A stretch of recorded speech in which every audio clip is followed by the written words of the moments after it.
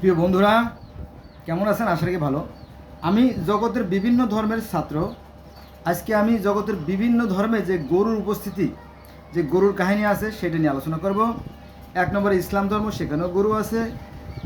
তারপরে খ্রিস্টান ধর্মেও গরু আছে, ইহুদ ধর্মেও গরু আছে।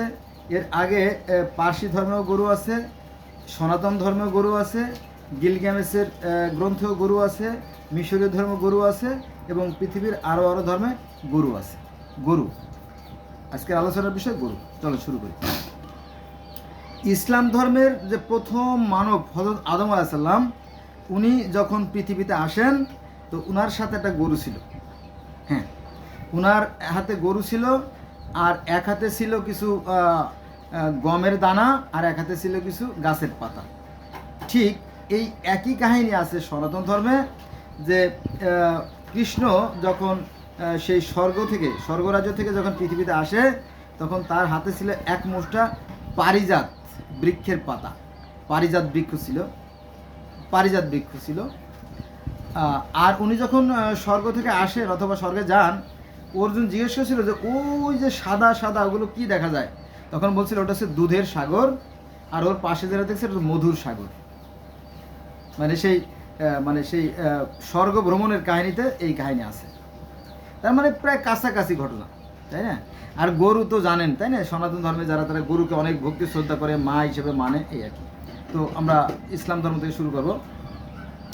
হযরত আদম আলাইহিস সালাম যখন স্বর্গ থেকে পৃথিবীতে আসলেন, তার সাথে তো জিব্রাইল ছিল শিক্ষক হিসেবে, আর ছিল এক হাতে এক মুষ্টি গম, আর এক হাতে ছিল কিছু গাছের পাতা, স্বর্গীয় গাছের পাতা।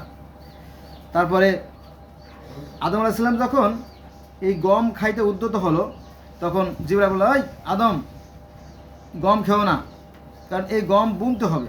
গম বুনলে যে ফসল ফলবে সেগুলো থেকে খেতে হবে। এই তারপর উনি গম থেকে বিরত রাখলেন। এরপরে গরুকে বললো, গরু তুমি চাষ করো। তো গরু বলতেছিল যে না, আমি পারবো না, আমার পক্ষে সম্ভব না, কারণ পৃথিবীতে আগে চাষাবাদ করা হয় নাই, মাটি ভীষণ শক্ত, আমার অনেক কষ্ট। তখন আল্লাহর কাছে নালিশ করে দেয়।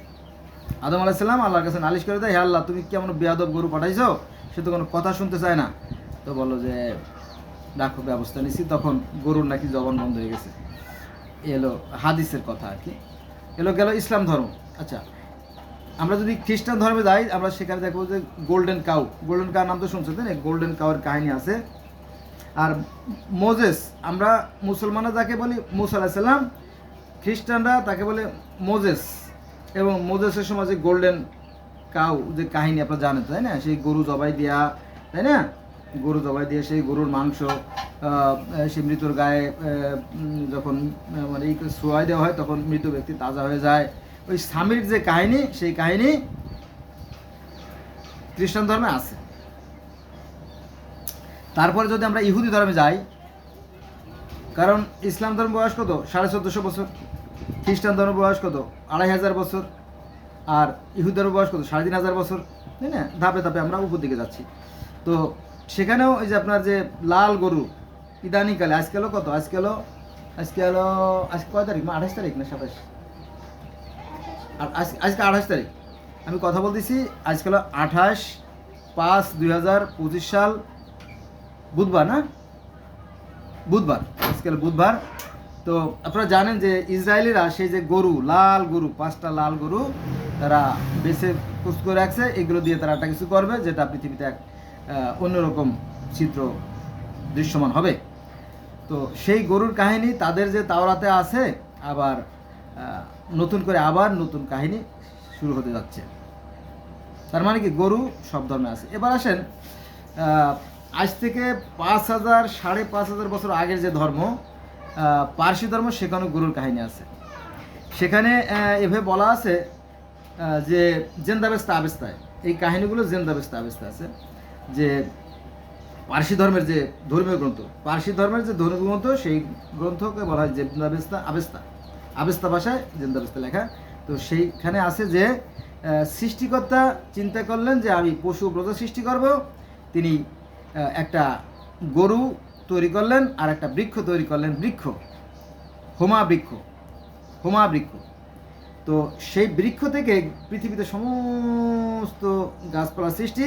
যেমন ওই যে আদমের হাতে এক মুষ্টি যে জান্নাতি গাছের পাতা ছিল, সেই পাতা থেকে জগতের সমস্ত পাতার সৃষ্টি। আর ওই পার্সি ধর্ম ওই কথাই বলা আছে যে সেই যে হোমা বৃক্ষ, সেই বৃক্ষ থেকে জগতের সমস্ত বৃক্ষের সৃষ্টি। আচ্ছা, বাকি রাখলো জীবজন্তু। আর ওই যে গরুটা, যেটা গরু সৃষ্টি করেছিলেন প্রথম, সেই গরুটা জবাই দিয়ে, সেই গরুর রক্ত দিয়ে আবার পৃথিবীতে সমস্ত প্রাণের সৃষ্টি। এই কাহিনী আপনারা জিন্দা বেস্তা আবেস্তা পাবেন যদি আপনারা দেখতেন। তাহলে এরপরে মিত্রাইজম একটা ধর্ম আছে, মিত্রা ধর্ম। তো এই মিত্রা শব্দের অর্থই গরু। গরু মানে তো গরু, এই মিত্রা শব্দের অর্থ গরু। তো মিত্রা ধর্মে গরুর কাহিনী আছে, সেই গরু থেকে সমস্ত সৃষ্টির সূচনা, এটা আছে যদি আপনারা দেখতেন। তারপরে সামারিজম ধর্ম, কেল্টিক ধর্ম, অ্যাজটেক ধর্ম, মায়ান ধর্ম, এরকম বহু ধর্মে এই গরুর কাহিনী আছে। আর আমরা যে সবচেয়ে বেশি পরিচিত যে ধর্ম আমাদের কাছে, সেটা হচ্ছে মিশরীয় ধর্ম। এই মিশরীয় ধর্মে সেই গরুর কাহিনী আছে। তবে এক একটা ধর্মে একটু এক একভাবে ব্যাখ্যা বিশ্লেষণ করা, কিন্তু মূল যে বিষয়টা সেটা হচ্ছে গরু। মিশরীয় ধর্মে সৃষ্টিকর্তা হচ্ছে অদৃশ্য নিরাকার জ্যোতিময় অশরী। ঠিক আছে, রা, আমন রা, আটুম, উনি কি করলেন? তিনি সৃষ্টি করলেন, পৃথিবী সৃষ্টি করলেন, নক্ষত্র সৃষ্টি করলেন, চন্দ্র সূর্য সৃষ্টি করলেন। সব কিছু সৃষ্টি করার পরে দেবী শ্বেতছুটকে বলিলেন, হে দেবী শ্বেতছুট, তুমি কুমারের কাদার মাটি দিয়ে মানুষ তৈরি করো। তখন মানে দেবতা মানে কি? ফেরেস্তা। আমরা মুসলমান যাকে বলি ফেরেস্তা, ওরা বলে দেবতা বা অবতার, এই আর কি পার্থক্য। এক দেশের গালি, এক দেশের বলি। তো মিশরীয় ধর্মে দেবী শ্বেতছুট কি করলো? কুমারের কাদার মাটি দিয়ে, কুমারের কাদা মানে মিহি, স্বচ্ছ এবং আঠালো কাদা, যেগুলো দিয়ে হাঁড়ি পাতিল তৈরি করলে ভাঙে না। বালু মাটি দিয়ে কিন্তু হাঁড়ি পাতিল তৈরি করা যায় না, ভেঙে যায়, ফেটে যায়। তো আঠালো মাটি লাগে, সেই কথা বলা হয়েছে। তো আঠালো মাটি দিয়ে সেই মানুষ তৈরি করো। মানুষ তৈরি করার পরে যেমন ওই যে আদম হাওয়াকে প্রথম সৃষ্টি করা হলো মাটি দিয়ে, তারপরে তাদেরকে ভিতরে প্রাণ সঞ্চার করা হলো, ওই একই কাহিনী। এই প্রথম মানব আছে সু, অর্থাৎ মিশরীয় ধর্মে প্রথম মানবের নাম আছে সু, পুরুষ যিনি সু, আর যিনি নারী সে আছে তেপনাথ। সু এবং তেপনাথ এই দুজনকে সৃষ্টি করা হলো। সৃষ্টি করার পরে তাদেরকে বলো, তোমরা এই স্বর্গীয় বাগান ভরে তোলো এবং তোমরা বহু বংশ হও। সত্যি সত্যি তারা বাচ্চা দেওয়া শুরু করলো আস্তে আস্তে।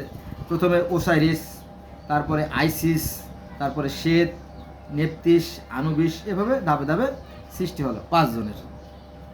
আপনারা তো জানেন যে আদমের 5টা সন্তান ছিল, হাবিল, কাবিল, শীষ, গাছবিপি, আকরিবা, 5 জন সন্তান ছিল। আবার সনাতন ধর্মে 5 জন সন্তানের কথা বলা আছে, প্রিয়ব্রত, জ্ঞানপদ,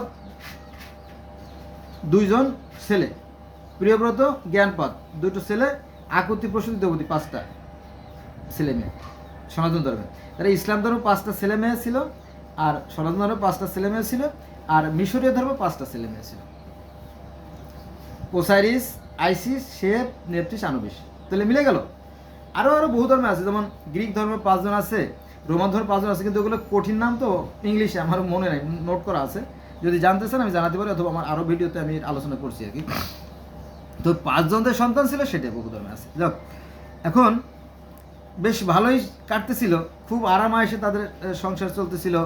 হ্যাঁ, আল্লাহ পাক যেমন জান্নাতের আশেপাশে থাকতেন, মাঝে মাঝে এসে খোঁজ খবর নিতেন আদম আমার। একবার তো জিজ্ঞেস করেন, আদম আদম তুমি কোথায়? তো আদম বলো, এই যে আমি। বলে, এই যে আমি, তো তুমি দেখা দিচ্ছ না কেন? বলো যে আপনার সামনে যাওয়ার মতো আমার মুখ নাই, আমি লজ্জিত। তো কেন? তুমি কি সেই নিষিদ্ধ গাছের ফল খেয়ে ফেলাইছো কিনা? এরকম কাহিনী আপনারা জানেন, এরকম কোরআনে আছে, খোদ কোরআনে কাহিনী আছে। তো ওই মানে একই কাহিনী বলবো না, আমি কাছাকাছি আর কি, মানে একটু কাছাকাছি। সেটা হচ্ছে যে মিশরীয় ধর্ম, সেই ঈশ্বর জান্নাতের আশেপাশে থাকতেন, আর ওই যে ওসাইরিস, আইসিস, শেপ ওরাও সুখে শান্তি ছিল। তো এই ক্ষমতার দ্বন্দ্ব নিয়ে, আমরা যেমন গন্ধফল নিয়ে দ্বন্দ্ব, ওখানে বলা হয়েছে ক্ষমতার দ্বন্দ্ব। ওসাইরিস ছিল রাজা, আর শ্বেত তার ভাই ছিল, আপন ভাই কিন্তু রাজা না। এই তার ভিতরে হিংসা, ঘৃণা, বিদ্বেষ, অহংকার যাই বলেন, কি ও রাজত্ব করবে, ও সুখে থাকবে আর আমি থাকতে পারবো না, এই। পরে এক পর্যায়ে একটা অনুষ্ঠান হচ্ছিল, একটা অনুষ্ঠানে, বিশেষ অনুষ্ঠানে ওর ভাইকে কৌশলে বন্দি করে ফেলে, বন্দি করে হত্যা করে ফেলে, হত্যা করে পানিতে ফেলে দেয়। জানেন যে হাবিল কাবিল যে হত্যার কাহিনী আছে, বা যুদ্ধের যে একটা দ্বন্দ্ব হয়েছিল সেই কাহিনী আছে, এই একই কাহিনী সেই মিশরীয় ধর্মে আছে। যাই হোক, তো এই ভাইতে ভাইতে দ্বন্দ্ব,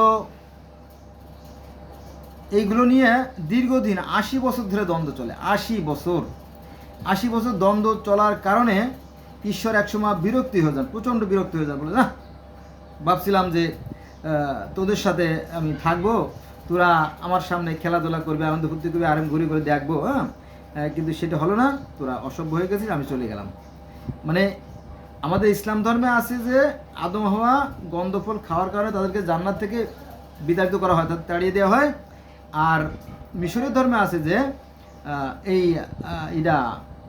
ওসাইরিস আইসিসরা মারামারি করার কারণে ঈশ্বর নিজেই সেখান থেকে চলে যান, সেই স্থান থেকে স্বর্গে চলে যান। মানে একটু ভিন্ন, বললাম না একই কাহিনী কিন্তু একটু ভিন্ন আর কি। এক একজনের রাইটারের লেখা কিন্তু একরকম হয় না, ভিন্ন রকম হয় অনেকটা রকম। তো তারপরে সেই ঈশ্বর কি করলেন, সে বলল যে আটুম মানে বাতাসের দেবতা, মানে বাতাসের যিনি প্রধান, বাতাসের একজন রাজা আছে না, যার নির্দেশে বাতাস পরিচালিত হয়। আটুম বলো, জি হুজুর বলেন, তুমি আমাকে স্বর্গে নিয়ে চলো তো বাবা, আমি এখানে থাকতে চাই না, বলে চলেন। তো উনি অর্থাৎ যখন বাতাসে চড়ে স্বর্গে চলে যাচ্ছিলেন, তখন অন্য যারা ছিল দেবতা, যারা খুব সৎ, যারা অর্থাৎ আল্লাহর মানে মানে সন্তুষ্ট ভাজন যারা আর কি, যারা তারা বলো যে হে ঈশ্বর তুমি চলে যাচ্ছ, তো আমরাও এই বিপদ সংকুল এই কঠিন পৃথিবী থাকতে চাই না, বলে তোরাও চলে যেতে চাই, বলে হ্যাঁ, বলে ঠিক আছে চল, তোরাও চল। তখন এই যে গরু, মানে আজকের যে ভিডিওর আলোচনার বিষয় গরু, এই গরুকে বললো, গরু তুমি ওদেরকে নিয়ে চলো। তখন এই ওসাইরিস, তারপরে অন্যান্য যে সমস্ত দেবতা ছিল, তারা এই গরুর পিঠে চড়ে, কেউ গায়ের সাথে চেপটে তারা স্বর্গে চলে যায়। এই সমস্ত কাহিনী জানতে হলে মোস্তফা মীর নামক একজন লেখক আছে আমাদের বাংলাদেশি, উনি বাংলা একটা মানে লেখছে, ওটা তো গিলগামেশ লেখছে, মিশরীয় পুরাণ আছে, আপনারা খোঁজ নিয়ে দেখতে পারেন, মিশরীয় পুরাণ পাবেন। তবে এটার কষ্টসাধ্য ব্যাপার, সহজে পাওয়া যায় না, এলে পার্থক্য। এই মিশরীয় পুরাণে আপনারা এই সমস্ত কাহিনী জেনে যাবেন। তার মানে একই কাহিনী, গরুর কাহিনী। তাহলে গরুর কাহিনী আমরা কোথায় পেলাম? এক নম্বরে ইসলাম ধর্মের গরুর কাহিনী আছে, খ্রিস্টান ধর্মের গরুর কাহিনী আছে, ইহুদি ধর্মের গরুর কাহিনী আছে, তারপরে গ্রিক ধর্মে পার্সি ধর্মের গরুর কাহিনী আছে, তারপরে মিত্রাই ধর্মের গরুর কাহিনী আছে, সামনিজম ধর্মের গরুর কাহিনী আছে, মিশরীয় ধর্মের গরুর কাহিনী আছে, গ্রিক ধর্মের গরুর কাহিনী আছে, গ্রিক রোমান, সেখানে বলবো কথা অনেক আর কিন্তু সময় কম। আর ব্যাপারটা হচ্ছে কি, মনে করে যে অনেকগুলো ধর্মের কাহিনী বলতে গেলে অনেকে বুঝেন, আমি জানি, আমিও জানি, সেটুক সেন্স আল্লাহ পাক আমাদের দেশে আমি জানি। কারণ যারা মিশরীয় ধর্ম জানে না, মিশরীয় ধর্ম আবার কি, আমরা তো জীবনে কোনোদিন মিশরীয় ধর্ম শুনি। পার্সি ধর্ম আবার আছে নাকি, ক্যাল্টিক ধর্ম কারে কয়, সামানিজম ধর্ম আবার কি, তাই না? এগুলো যারা জানে না, তাই না, তারা তো বুঝতেই পারবে না, তাই না? এগুলো বিষয় সমস্যা হচ্ছে এখানে। যাক, তো গ্রিক ধর্মে এই গরুর কাহিনী আছে বিভিন্নভাবে। যেমন স্বর্গের দেবতা জিউস, তিনি কিন্তু ওই গরুর পিঠে চড়ে চড়ে ভ্রমণ করতেন, এরকম কাহিনী পাওয়া যায়। আর একবার প্রথম মানব আছে প্রমিথিউস, প্রথম মানবের সাথে দেবতাদের চুক্তি হলো। কি চুক্তি হলো যে দেখো এই যে পৃথিবী, এটা কি তুমি সৃষ্টি করছো? বলে না, তবা আমি সৃষ্টি করতে পারি, এটা তো আপনারা সৃষ্টি করছে। বলে হ্যাঁ, মনে রাখবা, এই পৃথিবী আমাদের পূর্বপুরুষেরা, আমাদের যে ঈশ্বর যিনি কাওয়াস, উনি এই পৃথিবী, স্বর্গ, চন্দ্র, সূর্য, গ্রহ, নক্ষত্র সব কিছু সৃষ্টি করেছে। হ্যাঁ, অবশ্যই। তারপর তোমাকে সৃষ্টি করা হয়েছে কেন জানো? তুমি এইগুলো দেখভাল করবা, যথাজ্ঞা মানে প্রমিথিউসকে বলা হয়েছে। তো কি করতে হবে? এই পৃথিবীতে যে সমস্ত ফুল ফসল ফলাদি ফলবে তার 50% তোমার আর 50% দেবতাদের। বলুন ঠিক আছে। তো গরুর মাংসও তাই। তো একবার একটা গরু জবাই দেওয়া হলো, তো প্রমিথিউস ছিল খুব চালাক, কারণ সে তো নিজে হাতে জবাই দিয়েছে না, সে তো নিজে জবাই দিয়েছে। নিজে জবাই দেওয়ার পরে তো চিন্তা করলো যে এই গরু পালছি আমি, দেখাশোনা করছি আমি, জবাইও দিছি আমি, চুলা কাটাও করছি আমি, এখন অর্ধেকটা ভাগ দেবতারকে অন্যাসে দিয়ে দেবো? এটা হয়? ও করছে কি, অর্থাৎ প্রমিথিউস করছে কি, মাংসের মানে ভালো যে অংশগুলো আছে ওই ভালো অংশের বেশিটা নিজের ভাগে রাখছে, আর হাড্ডি তো আছে তাই না, হাড্ডি পাঁজর লেস মেস এগুলো চোমড়া দিয়ে উপরে একটু ভালো অংশ দিয়ে ঢেকে দিছে যাতে দেবতারা বুঝতে না পারে। কিন্তু দেবতারা তো বোকা না মানুষের মতো, তাই না? দেবতারা ভীষণ চালাক। তো দেবতারা বলো, ও চালাকি করছো না? দেবতারা কিন্তু হাত দিয়ে খায় না, দেবতারা হাত দিয়ে খায় না, পা দিয়েও ধরে না, তারা মানে আগুন দিয়ে, ড্রাগন দেখছে না, ড্রাগন, চীনের ড্রাগন, আগুন দিয়ে, আগুন বের করে মুখ দিয়ে, ওরকম দিই দেবতারা আগুন দিয়ে ওটা খেয়ে ফেলে, জ্বালাই দেয়। আগুনের কথা যখন আসলো, মনে আছে যে আমাদের ইসলাম ধর্মের সেই যে প্রথম মানব আদম এবং হওয়ার যে সন্তান ছিল হাবিল কাবিল, তারা কি করতো? ওই যে মাংস, যে পশুপালন করতো সে মাংস পাহাড়ের উপরে রেখে আসতো, আর যে ফলাদি ফলাতো, কৃষিকাজ করতো, সে ফলাদি পাহাড়ের উপরে রেখে আসতো। ঈশ্বর অর্থাৎ আল্লাহ বা সৃষ্টিকর্তার যেটা মন চাইতো সেটা আগুন দিয়ে খেয়ে ফেলতো। জানেন তো এই কাহিনী ইসলাম ধর্মে আছে, সেই কাহিনী গ্রিক ধর্মে আছে, অন্য ধর্মে আছে। তো আগুন এসে সেই মাংস খেয়ে ফেললো, গ্রিক ধর্মের কথা বলছিলাম।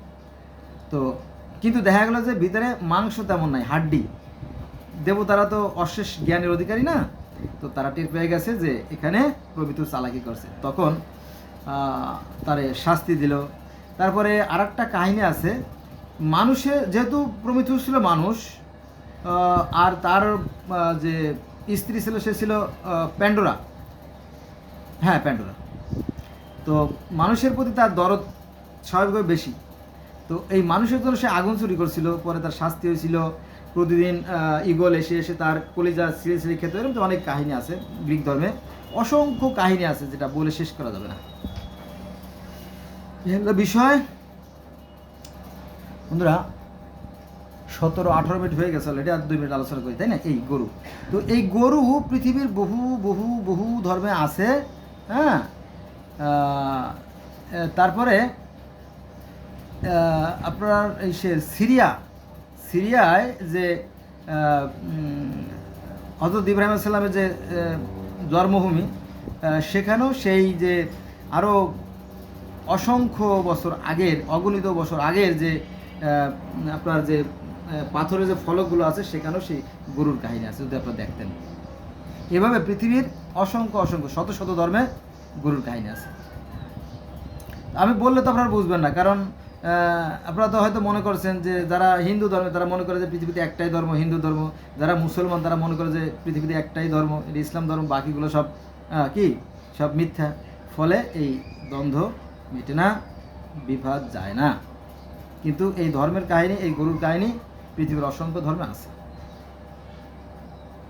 আর সনাতন ধর্মের গরুর কথা কি বলবো, তাই না? জানেন তো যে কৃষ্ণের যে বাহন ছিল গরু, আর সবসময় গরু থাকতো কৃষ্ণের সাথে সাথে। আর একটা গুরুত্বপূর্ণ বিষয় হচ্ছে যে হিন্দুরা তো গরুকে মা হিসেবে সম্মান করেই থাকে, তাই না? তো আমরা তার বিপরীত মেরুতে চলে গেছি, আমরা সেই মাকেই জবাই দিয়ে খেয়ে ফেলাই। ফলে হিন্দুদের সাথে মুসলমানদের সংঘাত অনিবার্য হয়ে উঠছে। আজকে পর্যন্ত সবাই ভালো থাকবেন, আল্লাহ হাফেজ।